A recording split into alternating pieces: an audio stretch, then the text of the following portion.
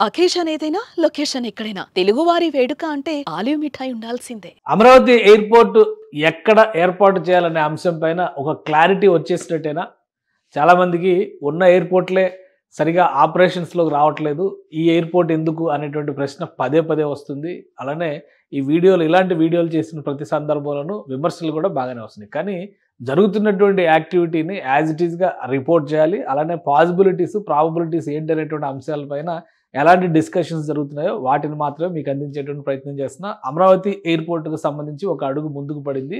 వాస్తవానికి రాష్ట్ర ప్రభుత్వం కొన్ని ప్రదేశాలని దాదాపు 6 ప్రదేశాలను పరిశీలించిన తర్వాత వాటిని శాస్త్రీయమైనటువంటి ఫీల్డ్ లెవెల్ అధ్యయనం కోసం అధికారుల ముందరుంచింది. ఈ నేపథ్యంలోనే ఎయిర్‌పోర్ట్స్ అథారిటీ అధికారుల సహకారం తీసుకోవడం ద్వారా అమరావతి ఎయిర్‌పోర్ట్‌కు సంబంధించి కొన్ని చోట్ల ఫీల్డ్ సర్వేలు జరుగుతున్నట్టుగా సమాచారం వస్తుంది.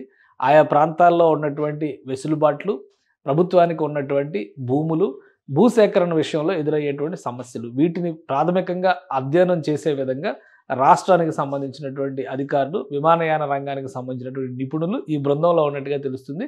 సో అమరావతి అంతర్జాతీయ విమానాశ్రయం ఎక్కడ ఏర్పాటు చేసేటువంటి అవకాశాలు ఉన్నాయి? ఈ విషయంలో ఇటీవలే 1-2 రోజులుగా గుంటూరు జిల్లాలో కొన్ని ప్రాంతాల్లో పర్యటనలు జరుగుతున్నాయి. వాటికి సంబంధించినటువంటి సారాంశాన్ని మీకు అందించేటువంటి ప్రయత్నం చేస్తాను. ఆంధ్రప్రదేశ్ రాజధానిగా మారుతున్నటువంటి అమరావతికి చుట్టుపక్కల ఉన్నటువంటి ప్రదేశాల్లో, ఎందుకంటే క్యాపిటల్ ఏరియాలో కంపల్సరీ ఒక ఎయిర్‌పోర్ట్ ఉండాలనేటువంటి మాట ఇప్పుడు కాదు 2014, 19లోనే చంద్రబాబు నాయుడు ప్రభుత్వం చాలా స్పష్టంగా చెప్పింది. మంగళగిరి పరిసర ప్రాంతాల్లో ఒక అంతర్జాతీయ విమానాశ్రయాన్ని నిర్మిస్తామనేటువంటి ప్రతిపాదన కూడా ఆ రోజుల్లోనే చేశారు. ఇప్పుడు కూటమి ప్రభుత్వం ఏర్పడిన తర్వాత శరవేగంగా పనులు జరుగుతున్నటువంటి విధానం, అవకాశాలని దృష్టిలో పెట్టుకోవడం, రాబోయేటువంటి 3 ఏళ్లలో దానికి కావాల్సినటువంటి ప్రాతిపదికను సిద్ధం చేసుకోవడం. ఈ క్రమంలోనే అమరావతిలో నిర్మాణం అవుతున్నటువంటి ఔటర్ రింగ్ రోడ్డు పరిధిలో ఉన్న ప్రాంతాలపైన అధ్యయనం చేస్తారు. సిఆర్‌డిఏ పరిధిలో ఒక అంతర్జాతీయ విమానాశ్రయాన్ని నిర్మిస్తామనేటువంటి మాట మంత్రి నారా లోకేష్ ట్వీట్ల రూపంలో తెలియజేశారు. దావోస్ పర్యటన సందర్భంలో ప్రస్తావించారు. ఆ తర్వాత శాస్త్రీయ అధ్యయనాలకు సంబంధించి అధికారులకు కూడా ఆదేశాలు జారీ చేసినట్టుగా తెలిసింది. ఈ నేపథ్యంలోనే అమరావతి ప్రాంతంలో ఒక ప్రదేశం పైన ఎక్కువ ఫోకస్ పెట్టినట్టుగా తెలుస్తుంది. ఆ ప్రదేశం ఏంటి అనేది ఒకసారి మనం పరిశీలించేటువంటి ప్రయత్నం చేద్దాం. అమరావతికి అలానే గుంటూరు నగరానికి అతి సమీపంలో ఉన్నటువంటి ప్రదేశాలని ఈ బృందం పరిశీలించినట్టుగా తెలుస్తుంది. అది ఎక్కడ ఉంది, ఎంత దూరంలో వస్తుంది ఒకసారి పరిశీలిద్దాం. ఇది గుంటూరు నగరానికి సంబంధించినటువంటి అతి సమీపంలో ఉన్నటువంటి డోకిపర్రు ప్రాంతం. ఈ డోకిపర్రు ప్రాంతాన్ని ఒక్కసారి మనం ఇట్లా టోటల్ జూమ్లో కనుక గమనించి చూస్తే ఇక్కడ ఒక క్లారిటీ కనిపిస్తుంది. ఒక సర్కిల్ రూపంలో కనిపిస్తుంది. ఇది గుంటూరు సిటీ, ఇది విజయవాడ సిటీ, అంటే గన్నవరం ఎయిర్పోర్ట్ ఇక్కడ ఉంది. ఇక అమరావతి నగరం ఇక్కడ నిర్మాణం జరుగుతుంది. డోకిపర్రు అనేటువంటి ప్రాంతం ఇక్కడ ఉంది. దీని సరౌండింగ్స్లో ఇక్కడ ఈ ట్రయాంగిల్లో కనిపిస్తున్నటువంటి ప్రదేశం మొత్తం కూడా ఈ ప్రదేశాల్లో ప్రభుత్వానికి సంబంధించి దాదాపుగా 1000 ఎకరాల భూములు అందుబాటులో ఉన్నట్టుగా ఒక సమాచారం ఉంది. అంటే ఇది తాడికొండ మండలం పక్కన ఒక 3 మండలాలు కనిపిస్తున్నాయి. తాడికొండ మండలం, మేడికొండూరు మండలం, అలానే అమరావతి మండలం. అమరావతి అంటే పాత అమరావతి మండలం. ఈ 3 మండలాలకు సంబంధించి ఒకటి తాడికొండ, రెండోది ఇది కొంచెం గుర్తుపెట్టుకోవాల్సినటువంటి విషయం, రెండోది మేడికొండూరు. ఈ పరిసర ప్రాంతాల్లో ఉన్నటువంటి ప్రదేశాల్లో ప్రభుత్వ భూములపైన అధ్యయనం చేస్తున్నట్టుగా సమాచారం ఉంది. మూడవది అమరావతి మండలం. ఈ 3 మండలాల పరిధిలోకి వస్తున్నటువంటి గ్రామాలు, అక్కడ ప్రభుత్వ పరిధిలో ఉన్నటువంటి భూములు, వీటిపైనే అధికారులు అధ్యయనం చేసినట్టుగా తెలుస్తుంది. అందులో డోకిపర్రు దగ్గర నుంచి పాయింట్ మొదలు పెడితే ఇలా ఈ ట్రయాంగిల్లో చూసినప్పుడు మొత్తం అమరావతికి అత్యంత సమీపంలో, ఇటు అమరావతి నుంచి చూసినప్పుడు మ్యాక్సిమం పావు గంట నుంచి 20 నిమిషాల్లో అమరావతి రీచ్ అయ్యేటువంటి ప్రదేశం. ఇటు గుంటూరు నగరానికి కూడా దాదాపుగా అంతే సమయం కనిపిస్తుంది. ఇక మంగళగిరి, విజయవాడకు కొంచెం ఎక్కువ సమయం కనిపించవచ్చు. కానీ అప్పుడు రాబోయేటువంటి ట్రాన్స్పోర్ట్ సిస్టమ్స్ వీటన్నిటిని దృష్టిలో పెట్టుకొని చూస్తే కనుక అక్కడ కూడా పెద్దగా ఇబ్బందికరమైనటువంటి అంశం కాకపోవచ్చు అనేటువంటి ఆలోచన చేస్తున్నట్టుగా తెలుస్తుంది. మరొకటి ఏంటంటే ఇక్కడ ఒక 10 లక్షల జనాభా ఉండొచ్చు, ఇక్కడ ఒక 15 లక్షల జనాభా ఉంది. దాదాపుగా కొత్తగా ఏర్పడేటువంటి అమరావతి పరిసర ప్రాంతాల్లో కూడా ఒక 10 లక్షల జనాభా మనం లెక్కేసుకొని చూస్తే కనీసం మినిమం 30 లక్షల జనాభా ఈ రేడియస్లో ఉండేటువంటి అవకాశం ఉంది ఇప్పుడు ప్రజెంట్ సిచ్యుయేషన్లో. రాబోయేటువంటి 5 ఏళ్లలో అమరావతి నిర్మాణం తర్వాత ఈ ప్రాంతంలో పెద్ద ఎత్తున జనాభా పెరిగేటువంటి అవకాశం ఉంటుంది. కనీసం 50-60 లక్షల మంది జనాభా ఇక్కడ ఉండే అవకాశం ఉందని చెప్పని అధికారులే స్వయంగా అంచనా వేస్తున్నారు. అలానే దీంతో పాటు మరొక విషయాన్ని మనం ఒకసారి దీన్ని డీటెయిల్గా చూసే ముందు మరొక విషయాన్ని కూడా గమనించాల్సి ఉంటుంది. జనాభా ప్రాతిపదికన అమరావతి ప్రాంతాన్ని చూసినప్పుడు కొన్ని లెక్కలు అంచనాలు వేస్తున్నారు. ఇది ఒక కంపారిజన్, ఇప్పుడు బయటకు వచ్చినటువంటి ఒక కంపారిజన్. ఈ కంపారిజన్ కూడా మనం చూడాల్సి ఉంటుంది. లండన్ మహానగరం ప్రపంచంలోనే ఒక ప్రఖ్యాతమైనటువంటి నగరం, అందరికీ తెలుసు. అక్కడ దాదాపుగా 90 లక్షల జనాభా, 89 లక్షల జనాభా ఉన్నటువంటి లండన్ నగరంలో 5 ఎయిర్పోర్ట్లు ప్రస్తుతం రన్ అవుతున్నాయి. 5 ఎయిర్పోర్ట్లు అక్కడ అందుబాటులో ఉన్నాయి.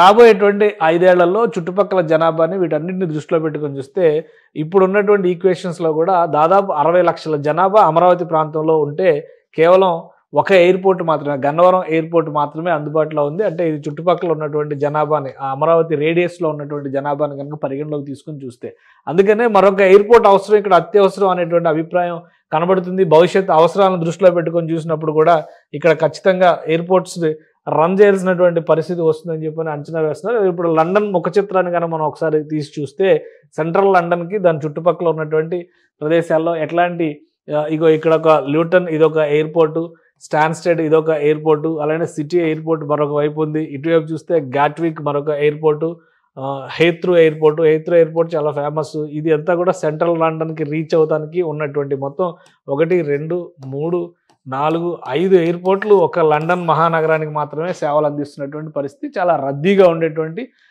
ఎయిర్పోర్ట్గా లండన్ ఎయిర్పోర్ట్కి ప్రత్యేకమైనటువంటి గుర్తింపు ఉంది. అంటే లండన్తో మనం ఎందుకు పోల్చుకుంటున్నాం అంటే అంతర్జాతీయ నగరాలకు సంబంధించినటువంటి నమూనాలను పరిశీలించి అంతర్జాతీయ నగరాలు నిర్మించాలనేటువంటి ఆలోచన చేసినప్పుడు ఖచ్చితంగా అలాంటి నగరాలతోనే పోల్చుకోవాల్సినటువంటి అవసరం ఉంటుంది. కాబట్టి మంగళగిరి ఎయిర్పోర్ట్కి సంబంధించి ఈ ప్రదేశాన్ని ఒక్కసారి మనం జూమ్ చేసి చూద్దాం. ఇందాకే మనం అనుకున్నాం ఏ మండలాలు వస్తున్నాయి అనేటువంటిది.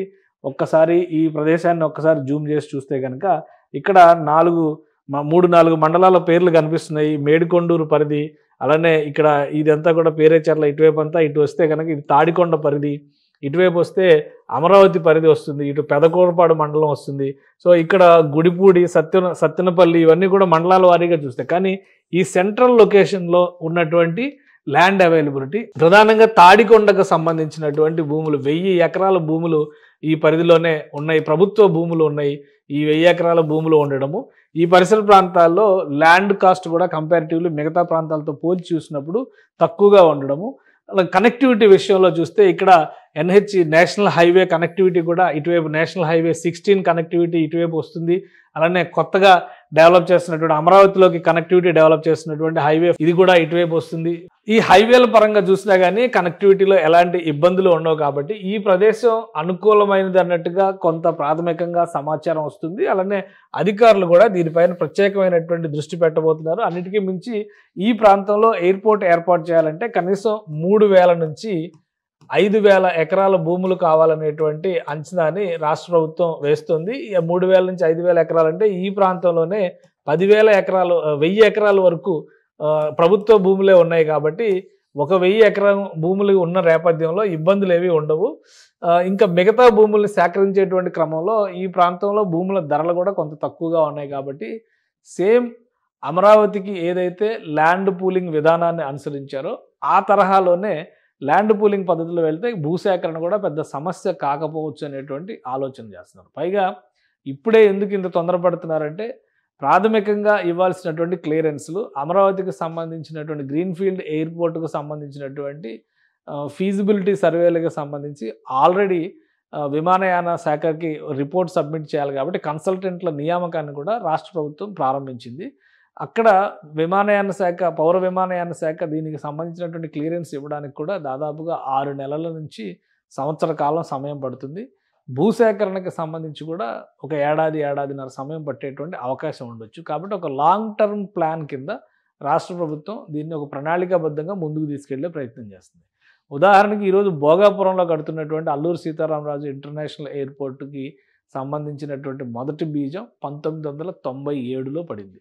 అయితే యాక్చువల్గా గ్రౌండ్లో పనులు మొదలుపెట్టింది 2023లో మొదలుపెట్టారు. 2026కు అందుబాటులోకి తీసుకురావాలని ఆలోచన చేస్తున్నారు.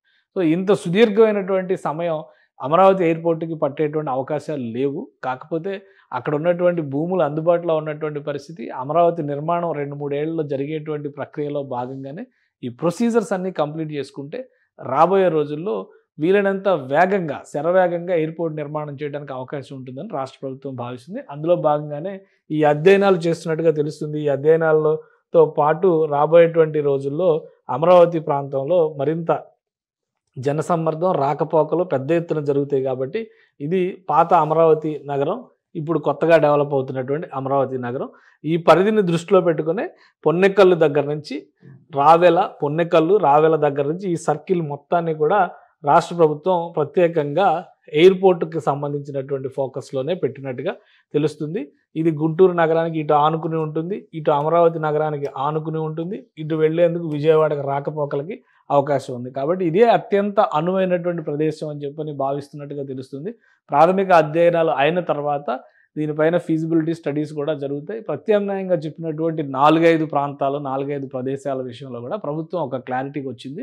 గన్నవరం ఎయిర్పోర్ట్కి దూరంగా ఉండడంతో పాటు గుంటూరు జిల్లా పరిధిలో కృష్ణానదికి ఆవల కంటే కృష్ణానదికి ఈవల ఈ ఎయిర్పోర్ట్ని డెవలప్ చేయడం వల్ల ఎక్కువ ప్రయోజనాలు ఉంటాయనేటువంటి అభిప్రాయాన్ని ఇప్పటికే ప్రభుత్వంలోని కొందరు పెద్దలు వ్యక్తపరిచినటువంటి నేపథ్యంలోనే క్షేత్రస్థాయిలో కావలసినటువంటి అధ్యయనాలని రాష్ట్ర ప్రభుత్వం ప్రారంభించింది. సుమన్ టీవీలో మీ పర్సనల్ అండ్ బిజినెస్ ప్రమోషన్స్ కోసం కింది నెంబర్కి కాంటాక్ట్ చేయండి.